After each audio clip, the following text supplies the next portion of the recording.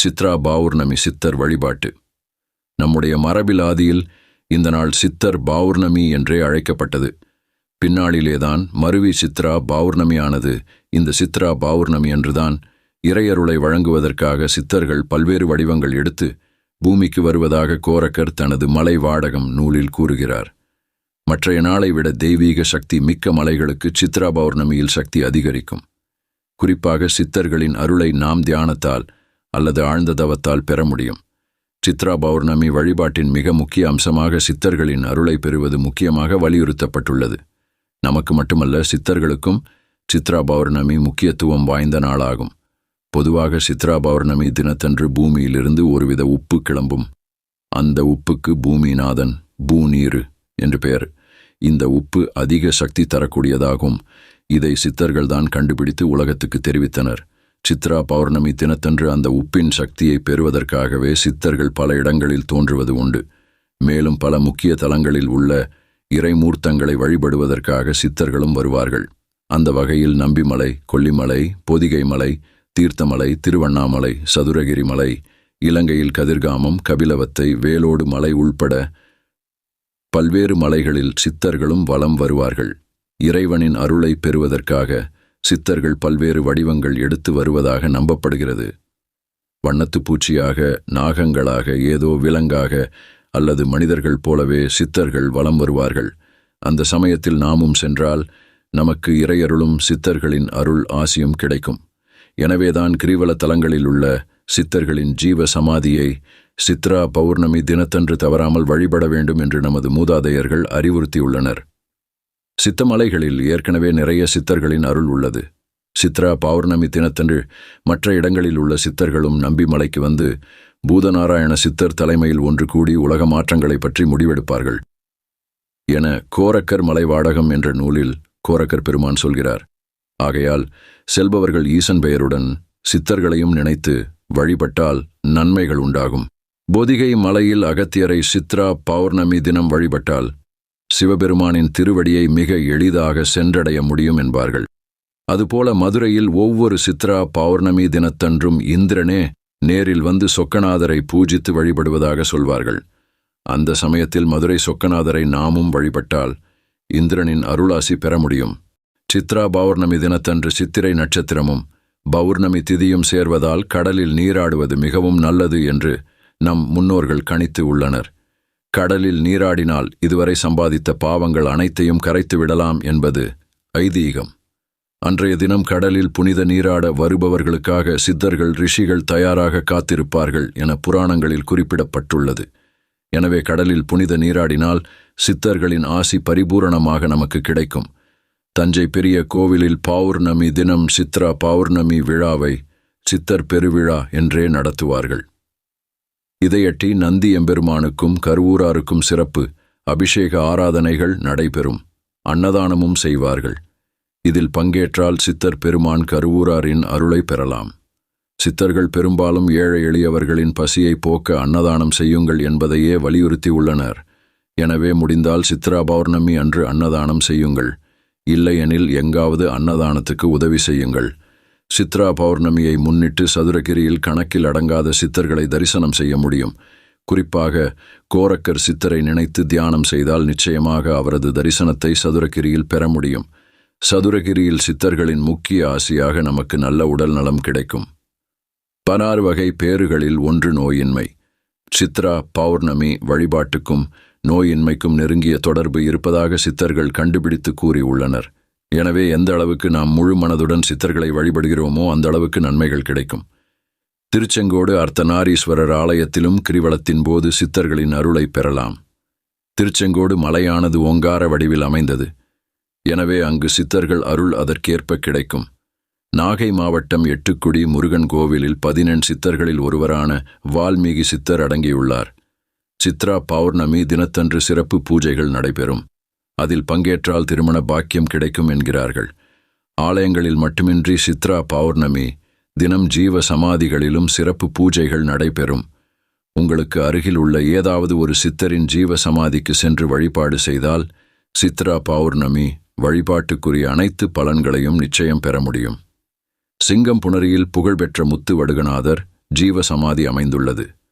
சித்ரா பௌர்ணமியை முன்னிட்டு அந்த ஜீவசமாதி தலத்தில் சித்தரின் திருவுருவ சிலையை தேரில் வைத்து நகர் வளமாக எடுத்து செல்வார்கள். அப்போது சித்தரை வழிபட்டால் நாம் கேட்டது எல்லாம் கிடைக்கும் என்பது நம்பிக்கை. சித்தர்களை வழிபடச் செல்லும் முன்பு சித்ரா பௌர்ணமி அன்று காலை வீட்டில் குளித்து முடித்துவிட்டு உங்களது குல தெய்வம் இஷ்ட தெய்வத்தை வணங்குங்கள்.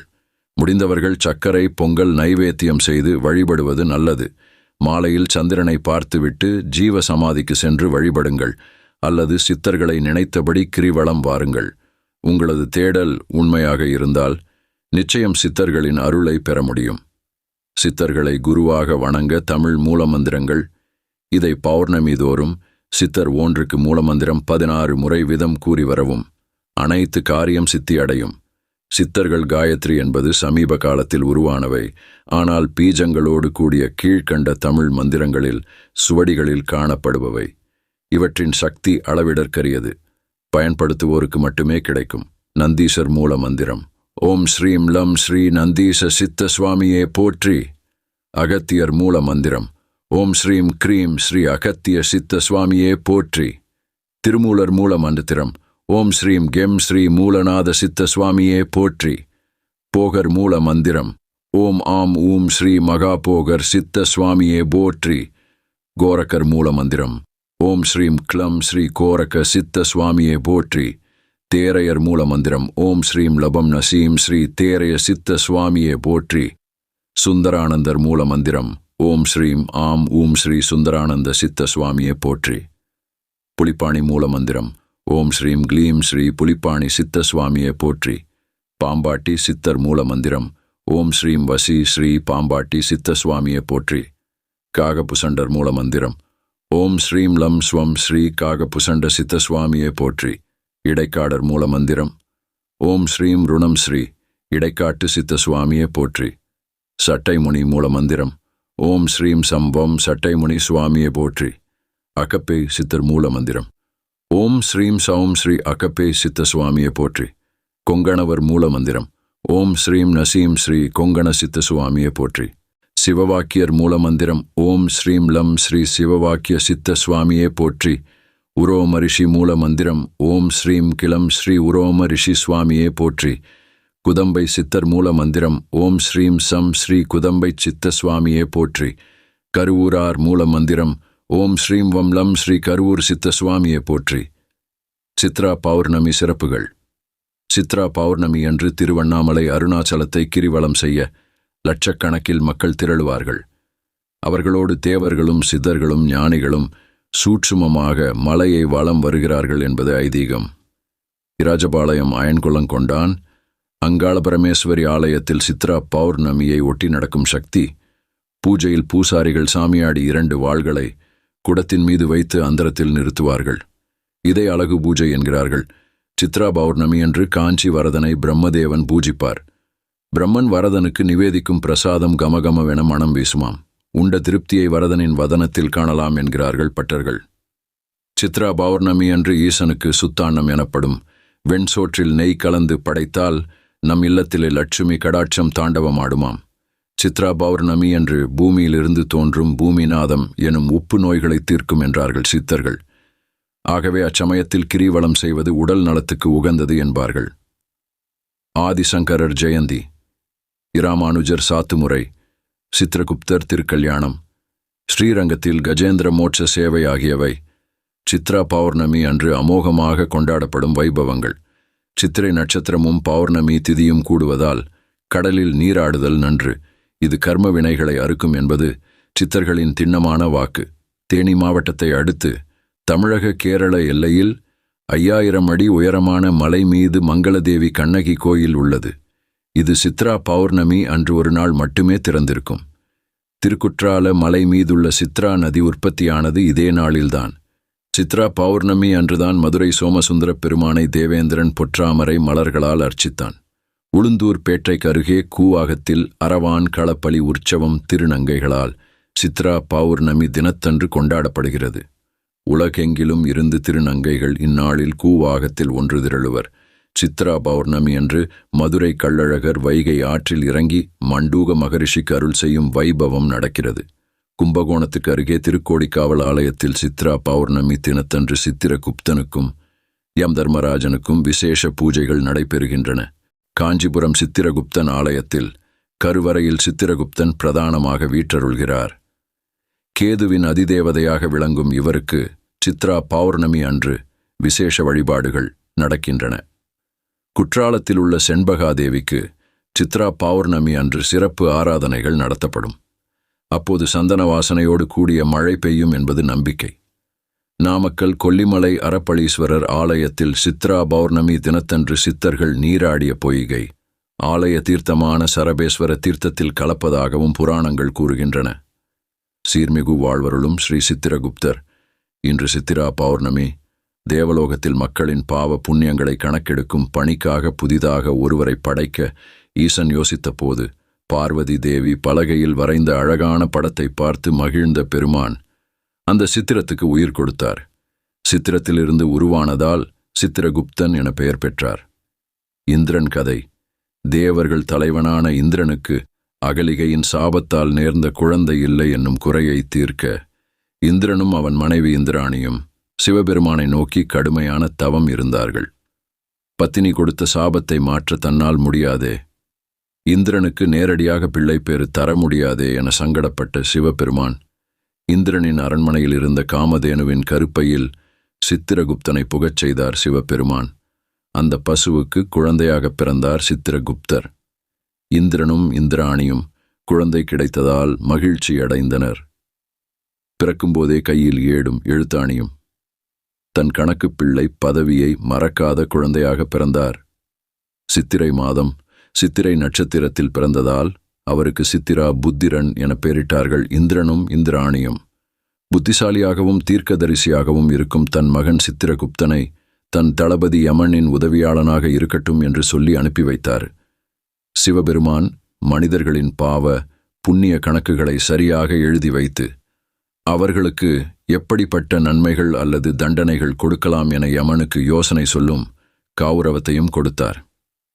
சித்திரபுத்திரனை விரதமிருந்து வணங்குபவர்களுக்கு பாவச்சுமை ஏறாமல் பார்த்து கொள்வார் என்ற வரத்தையும் அவருக்கு வழங்கினார் சிவபெருமான்.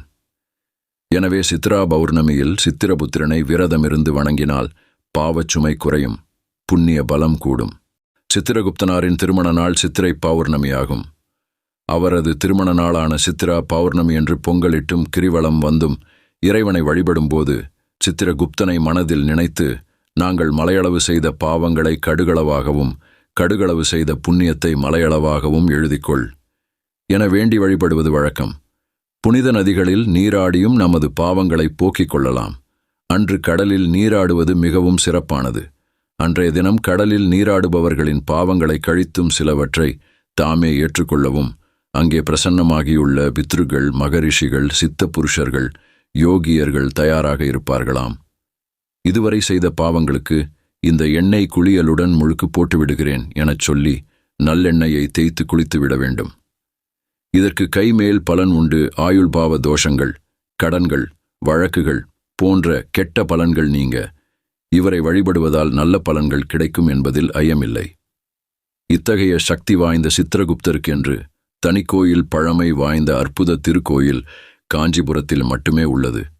மற்றொரு கோவில் தேனியிலிருந்து போடி செல்லும் வழியில் தீர்த்தத் தொட்டி என்ற இடத்தில் உள்ளது. ஸ்ரீ சித்திரகுப்த சுவாமி காயத்ரி மந்திரம். ஓம் லேகினி ஹஸ்தாய வித்மஹே பத்ரதராய தீமஹி தன்னோ சித்திர பிரசோதயாத். மேலும் இது போன்ற தகவல்களை தெரிந்து கொள்ள உணர்கிறேன் என்ற சேனலை சப்ஸ்கிரைப் செய்யுங்கள், லைக் செய்யுங்கள், பெல் ஐகான் கிளிக் செய்யுங்கள். மேலும் நம்மளுக்கு என்னென்ன தகவல் வேண்டும் என்பதை கமெண்ட் செய்யவும். நன்றி, வணக்கம்.